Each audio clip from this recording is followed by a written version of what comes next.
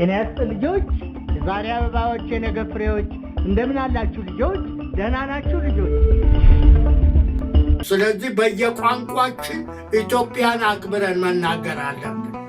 አገራችንን ይሄ ነው።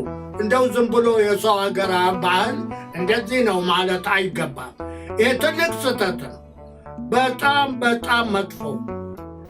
በስመ አብ ወወልድ ወመንፈስ ቅዱስ አሐዱ አምላክ። ሰላም ለኩልክሙ ውድ የዘኢትዮጵያ ትዕይንተ መስኮት ተከታታይ፣ ሰላም እግዚአብሔር ከእናንተ ጋር ይሁን በማለት መኑ ለበወ እምትውልድ የሚለው መርሃ ግብር ጤና ይስጥልኝ ልጆች። የዛሬ አበባዎች የነገ ፍሬዎች የምትለዋን ሰላምታ ስንሰማ ወደ ብዙዎች አእምሮ አንድ አባት በትውስታ መልክ ይከሰታሉ።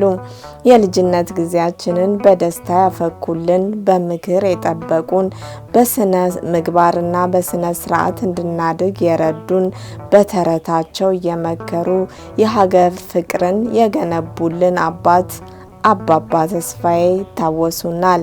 ለመሆኑ አባባ ተስፋዬ ማን ነበሩ? መኑ ለበወ እምትውልድ።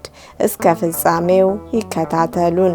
ናስትልኝ ልጆች፣ የዛሬ አበባዎች የነገ ፍሬዎች። እንደምን አላችሁ ልጆች? ደህና ናችሁ ልጆች? በጣም ጥሩ ነው ልጆች፣ በጣም ጥሩ ነው ልጆች። ዛሬ ደስ የሚል ተረት ነው የምነግራችሁ። አባባ ተስፋዬ በ1916 ዓመተ ምህረት በባሌ ክፍለ ሀገር ተወለዱ።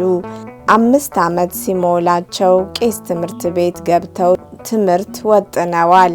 የአባባ ተስፋዬ ወላጆች ለስራ ወደ ተለያዩ ክፍለ ሀገራት በመዘዋወራቸው በሐረር የፈረንሳይ ትምህርት ቤት ገብተው ትምህርት ተከታትለዋል። 14 ዓመት ሲሞሉ ወደ አዲስ አበባ በመምጣት በኮከበ ጽባህ ትምህርት ቤት መማር ወጠኑ። ፋሽስት ጣሊያን ወረራ ወቅት በርካታ ኢትዮጵያን ረሽነዋል። ከነዚህም ሰዎች መካከል የአባባ ተስፋዬ እናትና አባት ይገኙበታል። ተስፋዬ ሳህሉ በጣሊያን ወረራ ወቅት በልጅነት ከቤተሰብ በቀሰሙት የሽለላ ቀረርቶና መሰል ትውፊት ክንዋኔዎችና በውስጣቸው በነበረው የኪነ ጥበብ ፍቅር እንዲሁም ፍላጎት ወደ ሙያው ተቀላቀሉ። የአዲስ አበባ መስተዳደር ባህልና ቲያትር አዳራሽ ማስታወቂያ ካወጣ በኋላ በተዋናይነት ማገልገል ወጠኑ። ብዙ ቲያትርም ተጫውተዋል። የኢትዮጵያ ቴሌቪዥን ሲቋቋም የልጆች ጊዜ የተሰኘ ፕሮግራም እንዲኖር ሀሳቡን አቅርበው በማጸደቅ የራሳቸውን የአቀራረብ መንገድና ፈጠራ በመጠቀም ለመላው የኢትዮጵያ ሕዝብ ተረት በማቅረብ ሕፃናትን በጥበብና በሞገስ በሀገር ፍቅር እንዲያድጉ በማድረግ ለ42 ዓመታት በአባትነት ስሜት አቅርበዋል። ለልጆች የሚሆኑ የተዋዙ ተረቶችን፣ ጨዋታዎችንና አስተማሪ መርሃ ግብር የሚያቀርቡት አባባ ተስፋዬ ያበረከቱት መተኪያ የሌለው አስተዋጽኦ ነው። አባባ ተስፋዬ ብዙ ሙያዎች ባለቤት ሲሆኑ የብዙ ቋንቋም ተናጋሪ እንደነበሩ ይነገራል። ከነዚህም ቋንቋ ውስጥ አንዱ አማርኛ፣ ኦሮምኛ፣ እንግሊዘኛ፣ ጣሊያንኛና ፈረንሳይኛ ይናገሩ ነበረ። አባባ ተስፋዬ ከሀገር አልፈው ለባዕድ ነጻነት ኮሪያ ከቃኘው ሻለቃ ጦር ጋር ኮሪያ ከአንዴም ሁለቴ የዘመቱት አባባ ተስፋዬ ላበረከቱት አስተዋጽኦ የ50 አለቃነት ማዕረግም አግኝተዋል። አባባ ተስፋዬ በኢትዮጵያ ቴሌቪዥን የልጆች ጊዜ መርሃ ግብር ሲያቀርቡ ሁሌ የማይረሷት ታዋቂ ንግግርም ነበረች። ልጆች፣ የዛሬ አበባዎች የነገ ፍሬዎች። እንደምን አላችሁ ልጆች? ደህና ናችሁ ልጆች? በጣም ጥሩ ልጆች። በሉ ቁጭ በሉ ልጆች፣ ቁጭ በሉ፣ ቁጭ በሉ፣ አትነቃነቁ። እሺ፣ በጣም ጥሩ ልጆች። ትንንሽ ወደፊት፣ ትልቅ ወደ ኋላ። በዛ በኩል ያላችሁ እናንተ ማንን? ያ በዛ በኩል ጥግ ያለው ትንሽ ወደ ትንሽ ወደፊት። በቃ አሁን በጣም ጥሩ ልጆች። በሉ ቁጭ በሉ ልጆች፣ ቁጭ በሉ፣ አትጋፋ ታዲያ። ትንሽ ወደፊት። በቃ ትልቅ ወደ ኋላ። አሁን ልጆች፣ በቃ ልጆች። ገና በለጋ ዕድሜያቸው እናትና አባታቸውን ያጡት አባባ ተስፋዬ ለከፍተኛ የሕይወት ፈተና ተጋልጠው ቢሆንም ያጋጠማቸው የሕይወት ፈተና ተቋቁመው በአገራችን አንቱ ለመባል በቅተዋል። በኢትዮጵያዊነታችን መኩራት አለብን እያሉ ሕፃናትን ከለጋ ዕድሜያቸው የአገር ፍቅርና በአገር ባህል ያሳደጉ አባባ ተስፋዬ መተኪያ የሌላቸው ሰውም ሆነው ቆይተዋል።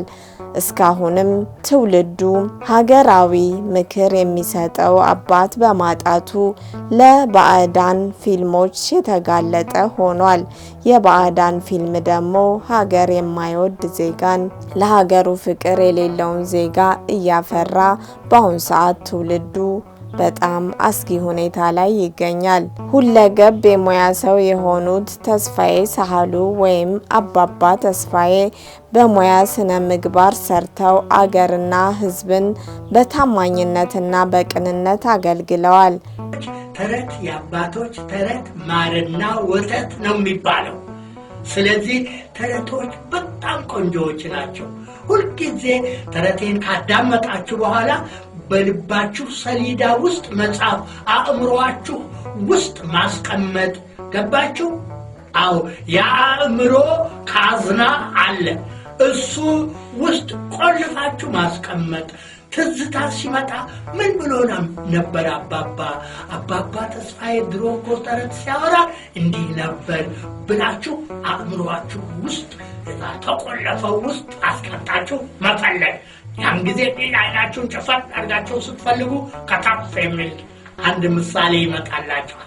እና ይሄ የአባቶች ተረት ማርና ወተት የሚባለው ነው። እና ስለ ሙያቸውም እንዲህ ይሉ ነበር። ኪነ ጥበብ አባቴ ነው፣ ንጉሴና አሳዳሬ ነው። እፈራዋለሁ፣ አከብረዋለሁ። የኪነ ጥበብ ባለሙያ ነኝ።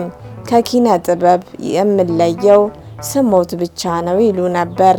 አባባ ተስፋዬ በተረት መልክ በርካታ ኢትዮጵያውያንን ባህልና ቁም ነገር አስተምረዋል። ሕፃናትንም ሀገራቸውን እንዲወዱ ይመክሩ ነበር። ለሕፃናት የሚያገለግሉ ተረቶችን በማዘጋጀት 5 የሚሆኑ የተረት መጻሕፍትን ለህብረተሰቡ አበርክተዋል። አባባ ተስፋዬ ለ42 ዓመታት በኢትዮጵያ ቴሌቪዥን የልጆች ጊዜ መርሃ ግብርን በአባትነት ስሜት መርተዋል።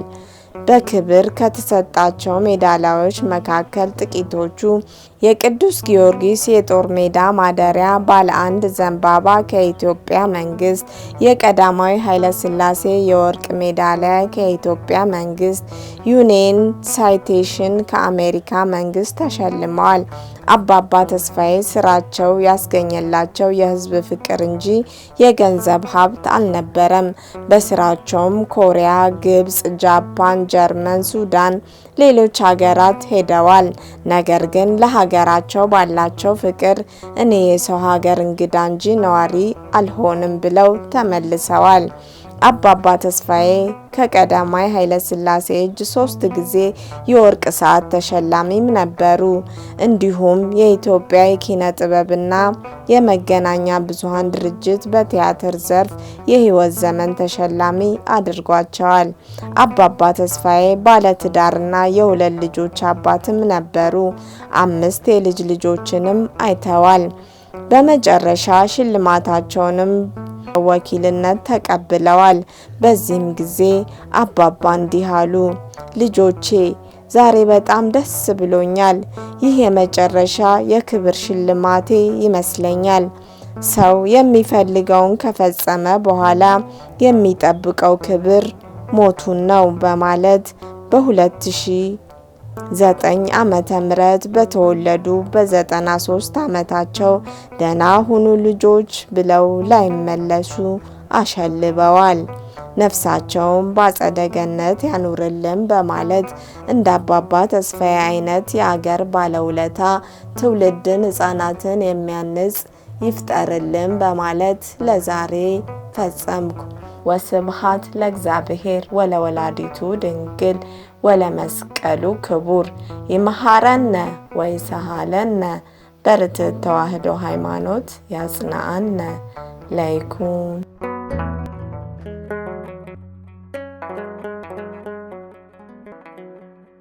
ዘኢትዮጵያ